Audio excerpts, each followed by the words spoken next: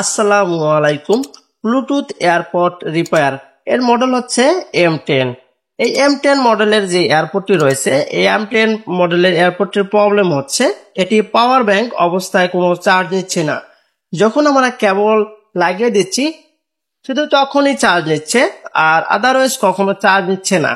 যখন এই ব্লুটুথ যে এয়ারপডের যে হেডফোনগুলো রয়েছে, দুটি স্পিকার রয়েছে, স্পিকারের চার্জ শেষ হয়ে গেলে যখন আমরা এটি বসিয়ে দিব অটোমেটিকলি চার্জ নিবে, কিন্তু আপনারা দেখতে পারতেছেন এটি চার্জ নিচ্ছে না। এটি চার্জ না নেওয়ার কয়েকটি কারণ রয়েছে। প্রথমত কারণ হচ্ছে এটির সার্কিট জনিত প্রবলেম হতে পারে, যে সার্কিটের যে কানেকশনগুলো রয়েছে এগুলো প্রবলেম হতে পারে। দ্বিতীয়ত আপনাদের পাওয়ার ব্যাংকের যে সিস্টেম রয়েছে সেই সিস্টেমটা অকেজও হতে পারে। দ্বিতীয়ত আপনার ব্যাটারি নষ্ট হতে পারে। তৃতীয়ত ব্যাটারিটা নষ্ট হয়ে যেতে পারে। এই কি কারণে এই চার্জ নিচ্ছে না, আমি আপনাদেরকে স্টেপ বাই স্টেপ সমস্যার সমাধান করে দেখানোর চেষ্টা করব।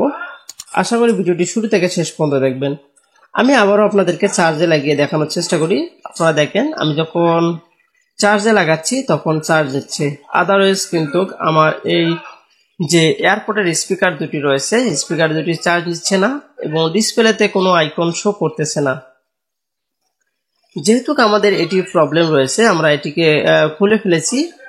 আপনারা এটা খুলে ফেলবেন, খুলে ফেলে আপনারা আবারও চার্জে লাগিয়ে দেখবেন যে প্রবলেমটি হালকা যে লুজ কালেকশনের মধ্যেও হতে পারে। সেক্ষেত্রে আপনারা চেক করে নেবেন। আপনারা নিচে দেখেন, ভিতরে দেখেন একটি ব্যাটারি এবং একটি সার্কিট রয়েছে। এটি হচ্ছে পাওয়ার ব্যাংক সার্কিট এবং আপনার Bluetooth circuit. Power bank circuit বলে এটিকে। আর আপনার ব্লুটুথ যে স্পিকার দুটি রয়েছে, স্পিকারের ভিতরে ব্লুটুথ সিস্টেম রয়েছে। আমি এটিকে খুলে ফেলেছি, খুলে ফেলে আমি এখন ব্যাটারিকে চেক করব। প্রথমত আমি ব্যাটারিটি চেক করব। ব্যাটারিটি চেক করে দেখব যে আমার ব্যাটারিতে কোনো প্রবলেম আছে কিনা।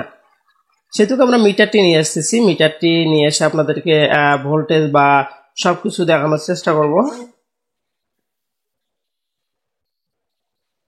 আপনারা দেখেন যে এটির মধ্যে যে ভোল্টেজ রয়েছে, এই ভোল্টেজ হচ্ছে 2.41। 2.41 আপনার পর্যাপ্ত পরিমাণ চার্জ নেই।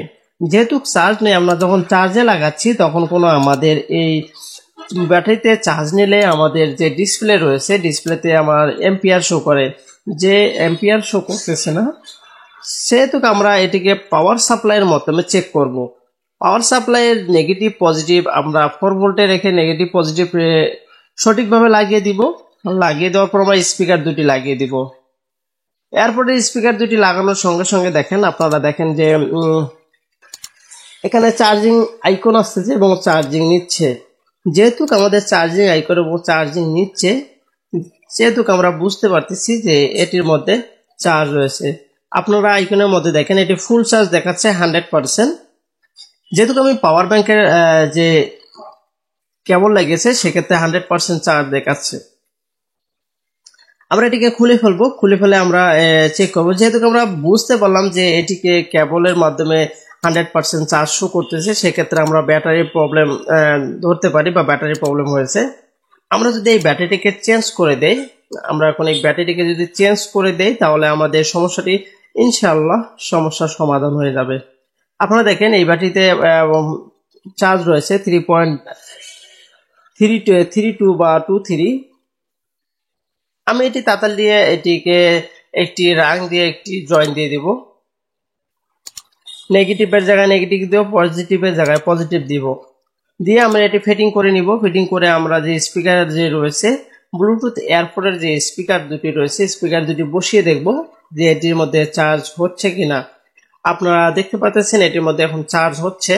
যেহেতু চার্জ হচ্ছে সেহেতু আমরা এটিকে সমস্যার সমাধান করতে পেরেছি।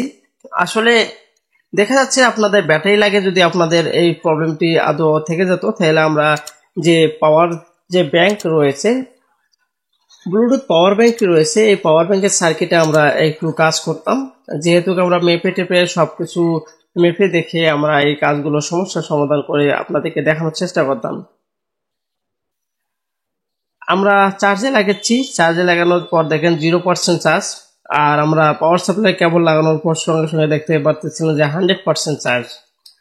যেহেতু আমার 0% চার্জ, এটিকে কিছুক্ষণ চার্জে লাগিয়ে আমাদেরকে রাখতে হবে, রেখে তারপর আমাদেরকে চার্জ দিতে হবে। আশা করি আমার এই ভিডিওটি আপনাদের কাঙ্ক্ষিত বা সামান্য পরিমাণ উপকারে এসেছে। যদি আমার এই ভিডিওটা আপনাদের কোনো উপকারে এসে থাকে অবশ্যই আমার চ্যানেলটি সাবস্ক্রাইব করে দিবেন, পাশে থাকা বেল আইকনটি প্রেস করে দিবেন এবং ভিডিওগুলো শেয়ার করে দিবেন। ভালো থাকবেন, সুস্থ থাকবেন। আল্লাহ হাফেজ।